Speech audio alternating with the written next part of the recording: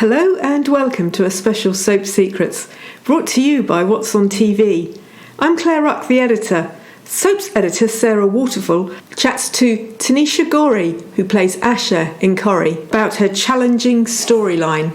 Nice to meet you, Tanisha. Hi, you too. How are you doing? I'm good, thanks. Thank you so much for agreeing to do this. And we're going to talk about the week when Asha rolls out her plan to try and expose Corrie. Can you talk to us a bit about the plan and who knows?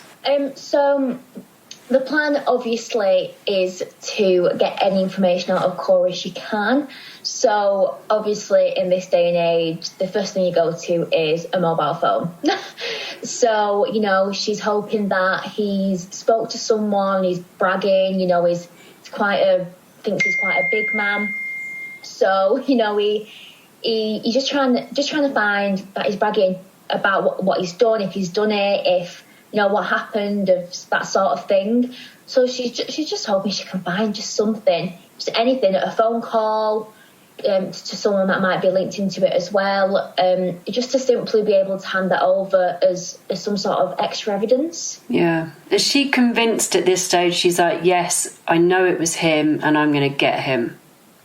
Yeah, and she's so full of hatred at this moment as well. So she's obviously trying to play it, no, I miss you, you know, let's see each other. All he wants is sex. So it's awful that she's willing to do that just to get this information out of him. And so she's trying to butter him up a little bit. So obviously he's going to be a little bit questionable about it. But you can just see like the exterior of how much she hates him, but she's trying so hard just to butter him up, make it feel like she does want him, she wants to be with him, you know, so he'll trust her again. Because obviously as soon as she told the police that he wasn't with her, trust just went right out of the window. Yeah. Now, her brother knows what she's up to, but Nina doesn't, does she? And Nina in this week overhears Asha trying to get back with him, and she's like, what? You know, that must have been difficult. Can you talk to us a bit about that? Because then Nina does find out what's going on, doesn't she? I think the best way to describe it is frustrating, because obviously she's trying to do it so sneakily. Adi is seeing that she's off, so he knows that something's going on, and the twins, they have some sort of weird bond. So I think it's more frustrating the fact that she's overheard them talking, because like I said, she's overdoing it just to try and get him back on her side. So the fact that she's heard, yeah, I do want to be with you, of course I want to be with you, you know, because she's overreacting that, it just makes it even more of a push down to Nina than it already is. You know what I mean? Like, rather than just seeing them out together like she's pretending, she's hearing her say how much she wants to be with him. So I think it's more frustrating, and, you know, she just wants to kick herself for being so obvious about it. You know, she's trying to keep it so secretive and so on the down low. It just really, really gets her when Nina overhears. It's the worst thing that could possibly happen in that situation. Yeah. So between Corrie and Asha, do you think there's no love lost on her side? But what about on his side? Like you say, you know, he just wants her for sex. Do you think that's literally all it is now? I wouldn't say that's all it is, because, you know, Asha and Corrie have a long, long history, and he does keep coming back. You know, as awful as he can be to her, there must be something nice going on behind closed doors for her to actually keep wanting to go back. Even, you know, like with the sexting, it was Kelly who sent it around. Even though we shouldn't have recorded it without a consent, Kelly was the one to press the button. And, you know, and he did try so hard to work back from it and to win her over again. So there is something there. There is some sort of care that he really does have for her. And I think obviously when you're trying to ask her to lie about the alibi and trying to get Amy on side to lie as well, I think she does realise, you know, she does care for him. But then as soon as she realises that he's got something to do with it, it all just comes falling down, and she's thinking, no, this is not for me. And especially because of the relationship she had with Nina, that just completely tops it all off. She's thinking, no, I loved this girl. I still love this girl. I care about her so much, and you're nowhere near that. So it's more of the hatred that's round and right towards trying to get him caught into something. Yeah. Do you think, I mean, way down the line, we could ever see Asha get back with Nina? I think she's so heartbroken over Seb, so she's really, really trying to hold back these feelings and be there for her just as a friend right now. Yeah. Because it is not the right time for this. It is not the right time for her to be even thinking or mentioning anything about that. Because Nina did end it on good terms. You know, she might have let it play on a little bit too long, but she did end it on the right terms. She wasn't nasty about it. And she spoke to her, you know, about Seb and about them being together and stuff, which was lovely. I mean, you don't really get that very often these days. But I think I would love to see this brilliant friendship between them more than anything, because they started out and it was stunning. You know, the way that Corrie was bringing her down and Kelly was horrible to her, and Nina was that one person that was there for her. She was coming over, you know, completely built her self-esteem, back up her self-confidence. And the picture she drew for her as well, you know, that was beautiful. And it's something that you don't get these days. So I think I would love to see an amazing friendship being built back up, especially from something that's happened that's so horrific. Yeah. And this plan of Ash's is really part of trying to sort of make it up to Nina, really, isn't, for what she did initially about lying about giving Corrie the alibi. And, you know, she's trying to right a wrong, isn't she? Mm-hmm. So let's cut to, we've got scenes that are going to play out with the funeral, and Corrie comes to the funeral, doesn't he? He's in the street, and then poor Abby overhears him laughing about Seb's death on the phone, and then she wants to attack him, doesn't she? And I think Asha steps in, doesn't she? She does, yeah. I think, you know, after everything like she's gone through to try and get him caught in some way, and he has the nerve to show up to the funeral, is enough as it is. You know, I mean, she's already seen him, she's already told him to go away, and she'd hope that, obviously because they're the ones that had the closest relationship, she was hoping that her saying that and being so stern about it would lead to him leaving. And I think when she sees Abby, you know, going for Corrie, it's just, no, this is her son's funeral. This is her day to grieve. This is her day to say goodbye. And it's just, I think Asha takes so much disgust in the fact that he's showing up in the first place. And she really doesn't want Abby to get in trouble. She doesn't want that extra pressure and that extra hurt on top of everything she's already going through on that day. Yeah. Now, moving on with the story, then Abby becomes part of Asha's plan, doesn't she? Can you sort of explain whose idea it is to get the drugs and how that sort of rolls out? Well, I think Asha knows Abby's past. You know, obviously we know that she's been an addict and she's been to jail, I think, a good couple of times. So she knows that she would hurt him. She knows she would do whatever it takes. Abby's a very strong character, and if she needs something doing, she will do it. And, I mean, she's already, unfortunately, lost her son. In her head, she's got nothing else to lose. And that's one thing that she doesn't want to do. Never mind if Corrie got away with it. She couldn't deal with the fact that she's done it, especially at the funeral. You know, she has lost everything. Obviously, she's got Kevin, but everything that she already knew in her past life, she doesn't want that to leave a sour taste. She doesn't want anything like that. So I think Asha's sort of coming up with an alternative, you know, a way in which Abby will not get the consequence she would get if she did hurt him. You know, I mean, we don't know what happens. I mean, I think it's just more of Asha trying to help in the best way she can, but also the safest so they don't get in trouble. Yeah. So talk us through the scenes where Ash is in the flat with Corrie and what happens. So, like I said previously, he's very much up for sex, and that is pretty much what got him to the flat in the first place. You know, it was, oh, come on, like, oh, you said the flat's empty, you know, whatever, let's go. And because obviously Asha has gone back home with Dev, which we saw in the scene on Monday.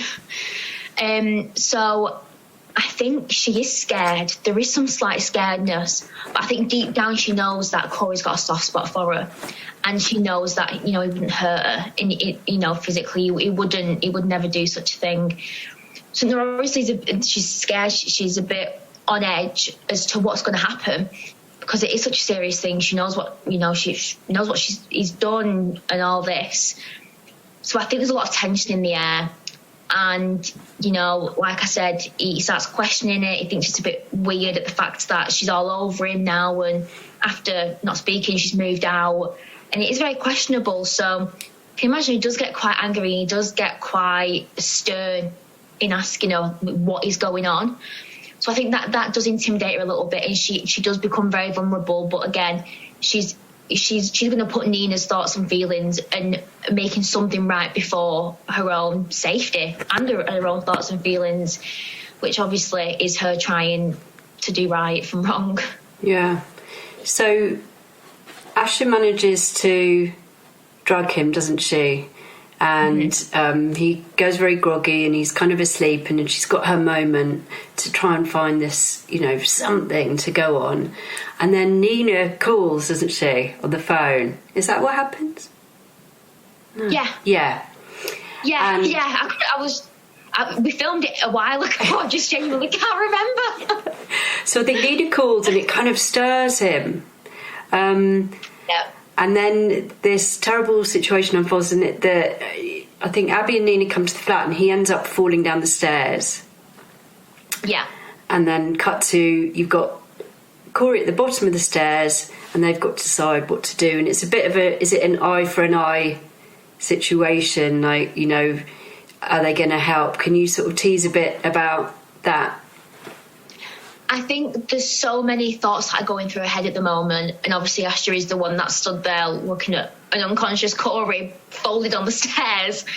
So I think it's more of he's hurt now. Yeah. He's hurt someone, and now he's the one hurt. He's the one that needs help now. Do we need to give him that? But I've said this in a previous interview. Asha is a smart girl. And she's already played quite dirty. So I feel like deep down she knows that he does need to get the help that he needs, because he does need to get the help that he needs, because otherwise she'll be in a lot deeper than she wanted to be at all. All she wanted to do was just find something just to try and win Nina back over, and obviously get him sent down for something. Yeah. Now, just talking generally about your time in Corrie, you were speaking earlier about how you started in 2009, and so this is like your 12th year, which is huge, and you've had some big storylines. How has it felt to be such centre stage at the moment? You know what, I feel like there's two sides of a coin, isn't there?